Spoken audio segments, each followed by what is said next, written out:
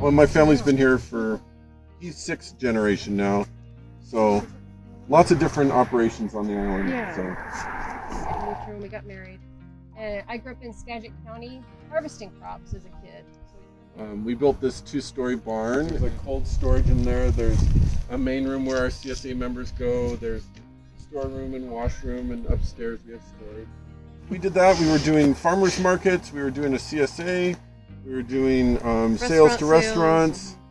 And then over the last couple years, we've had to, with Henry in school and with the pandemic and with wanting a little more freedom, we've decided to really focus on what we enjoyed and what scale we could operate at.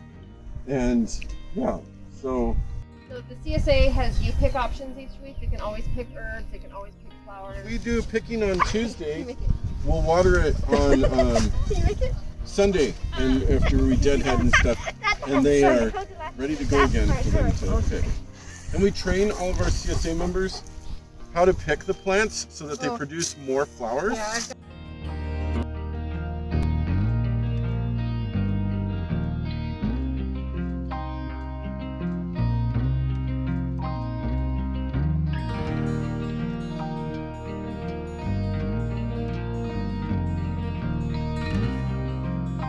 Well, as you know, it's been a really dry year, and this is the first year we've ever put every crop on drip. We'll show you how our land works with water. It's pretty cool.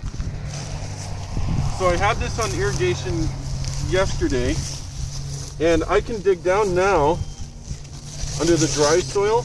Henry, can you step back?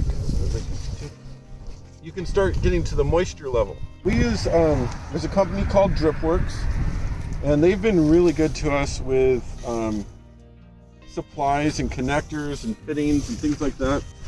So each one of these, this is the drip tank, and you can get emitters that do different flow rates.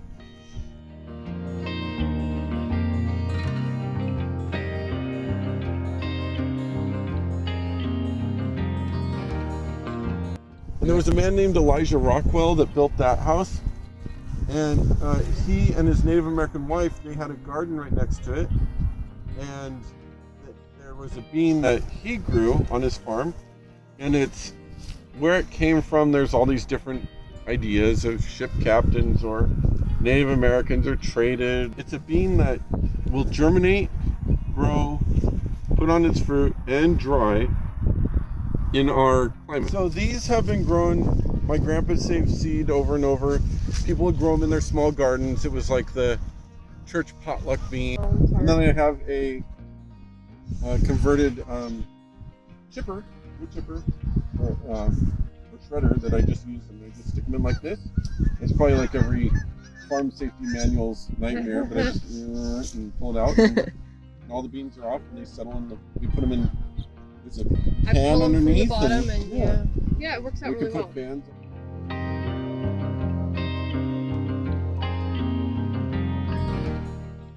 So this was my grandpa's wheel hoe.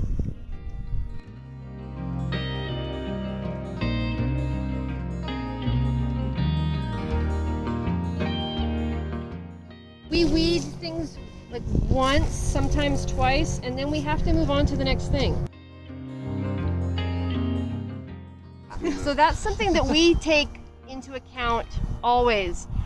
Can we do this and remain sane? Because there are things you feel pressured to do sometimes to grow, to anyway. And we don't want to. We don't want to. And we can control that. Because it is hard work. Farming is hard work, and so it has to also bring you joy.